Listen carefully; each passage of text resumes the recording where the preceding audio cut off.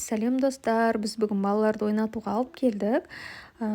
Спутник торговый үйіндегі наследникеге алып келдік. Бізге ең жақыны осы болды наследникенің.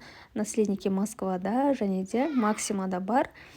Бізге жақыны осы спутник тағысы. Билет құны әр балаға 5000 теңгеден және үлкен кісілерге 500 теңгеден. Біз 11000 теңге төлеп, төртеуміз кірдік ішіне. Балаларға өте қатты ұнайды. Әр жастағы балаларға барлықтарына өте қызықты, ойнайтын бірнеше аттракциондары бар.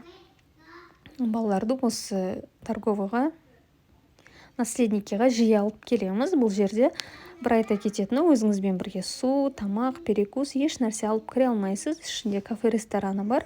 Балаларды сол жақтан тамақтандырасыздар. Және де балалардың билеті одноразовый. Балалар кірген соң шығып кетсе, қайтадан кіре алмайды. Тек қана ата-аналары кіріп шығып жүре алады. Осы жерден кафесінен тамақтандырдық балаларды. Және де туған күндерін атап өтіп жатқандар өте көп. Осы жерде туған күндеріңізді атап өтсеңіздер болады. Бірнеше өте әдемі кабинкалар бар. Осы жерде өздерінде аниматорлар бар бірнеше.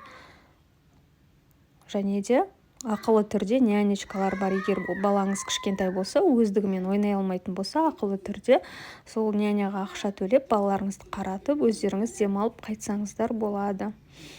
Балалар соңында қатты шаршап, қарындары ашып, осы жерден балаларды тамақтандырдық. Тамақтары өте дәмді. Енді сырттағы тағамдардан қарағанда кішкене бағалары қымбаттау.